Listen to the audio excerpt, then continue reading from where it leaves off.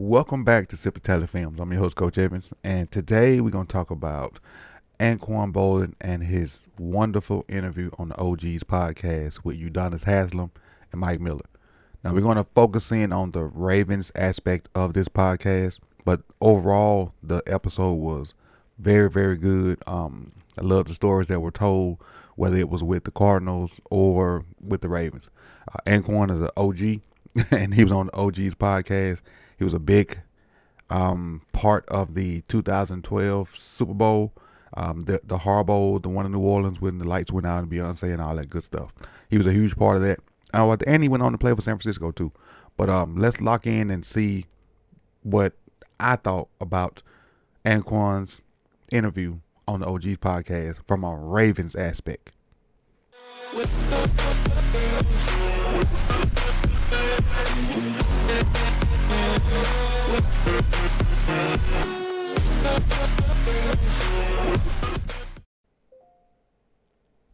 So before we get started, just a little recap.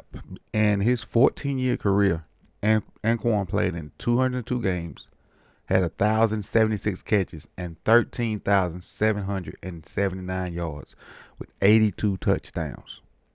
He hadn't gotten the Hall of Fame yet. I think this is his third shot, but I think he's inching closer and closer and closer. A 3-time Pro Bowler, 1-time Super Bowl champ, 2003 AP Offensive Rookie of the Year, 2003 PFWA Offensive Player of the Year, Rookie of the Year, which is the MVP award that Lamar got this year from the Pro Football Writers. What else he got? A lot more accolades, but let's dive into it. Let's get this started, and let's talk about Anquan. See what he had to say about the Baltimore Ravens. There, he came over from Denver. Like you said, Sahoni Nada, the big dude in the Sahoni, you don't know names, but I can relate because I be screwing names up too. Haloti was a man. Like, talk about that. You know what I'm saying? So his and playing with those camp, guys. Right? So I get to Baltimore. I get to Baltimore, and like you said, like in Arizona, we ran the practice offensively. Mm-hmm. Like our offense dominated. But when I got to Baltimore, like it was just the opposite. Yeah. And I remember getting to training camp, and the defense just was punking the offense. You ain't like that. I'm talking like hitting dudes late. Like Yeah. I'm like, bro, what's going on? Like, So with that being said, you got to think about the goons that were over there: Ed, Ray, Nada, Suggs. Just think about it.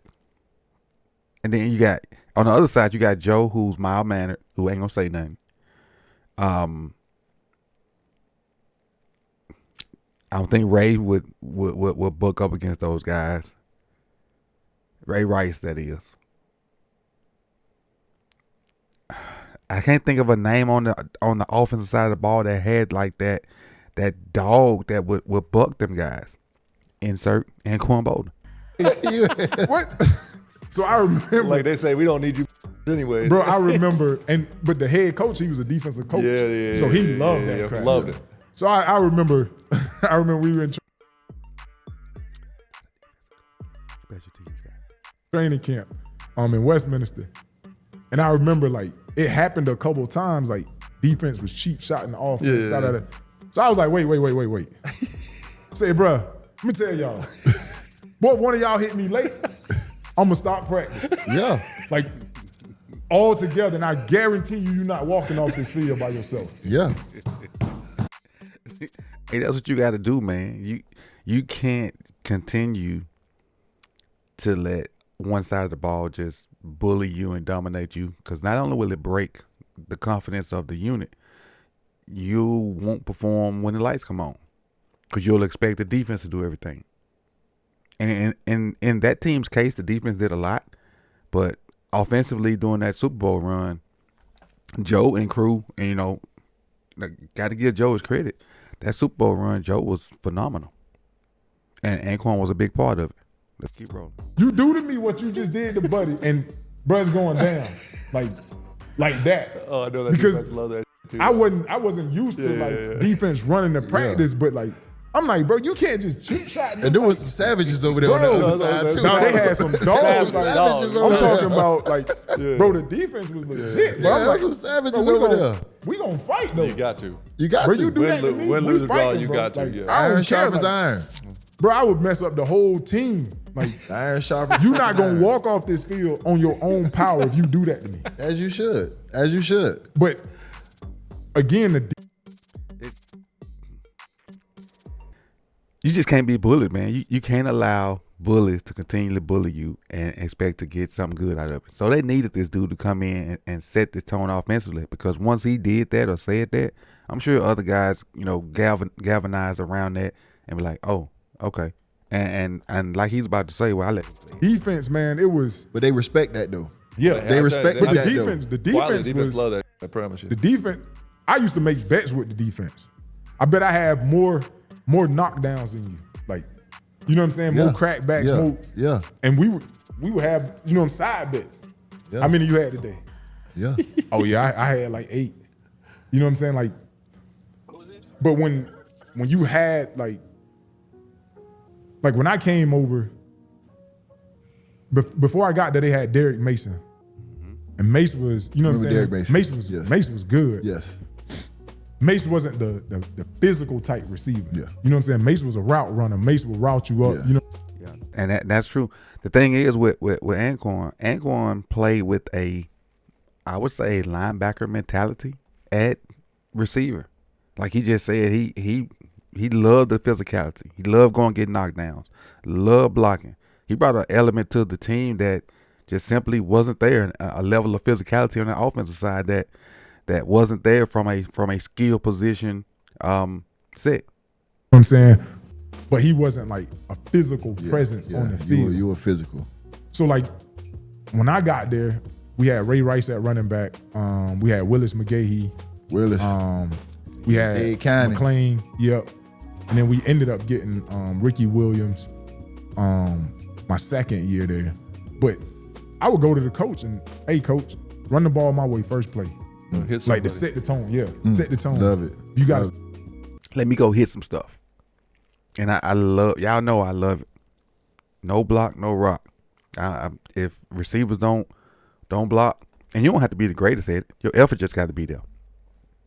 And with that being said, I'm gonna try to get you the ball in any way possible.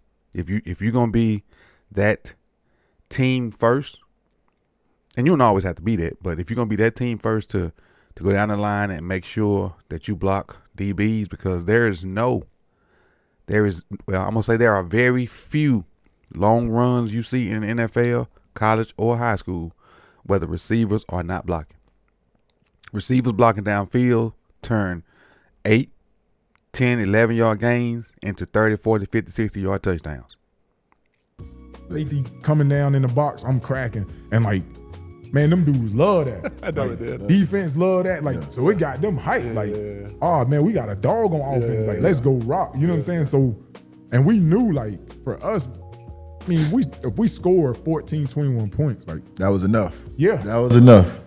Yeah, in them days, we ain't had to worry about no 38 to 48 game. Ain't nobody finna get 200-yard receiving. Not in them days. Offense get 3 touchdowns over with. That's a blowout.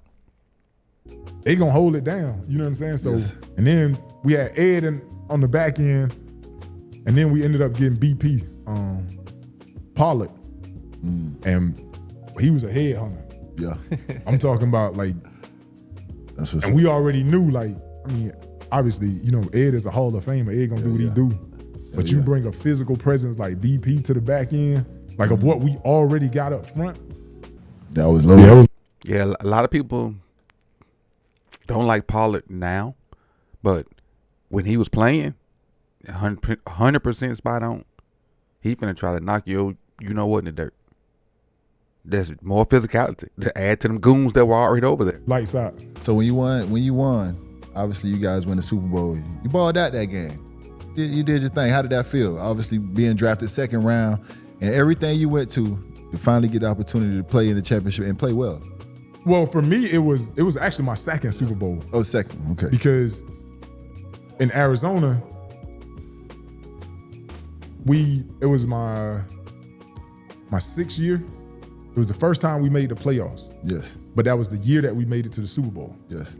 So we made it to the Super Bowl, and we ended up losing to Pittsburgh on the last play. That was the Santonio Holmes catch? Yeah. That was Santonio Holmes On catch. the last He's play. a Florida guy too, is he? Santonio Holmes from from Belgrade. Florida? Okay, Santonio Holmes. Shout out Florida.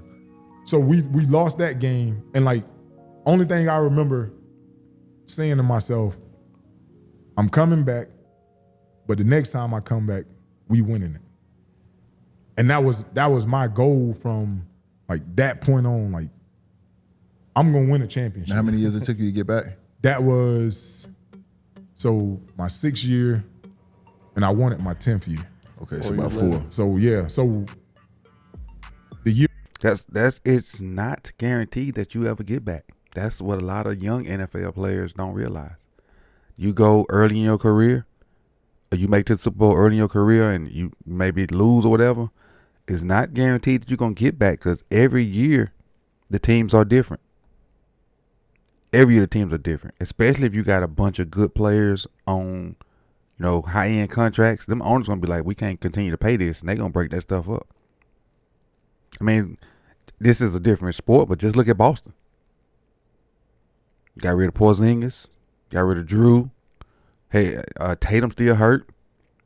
Who knows what they're gonna look like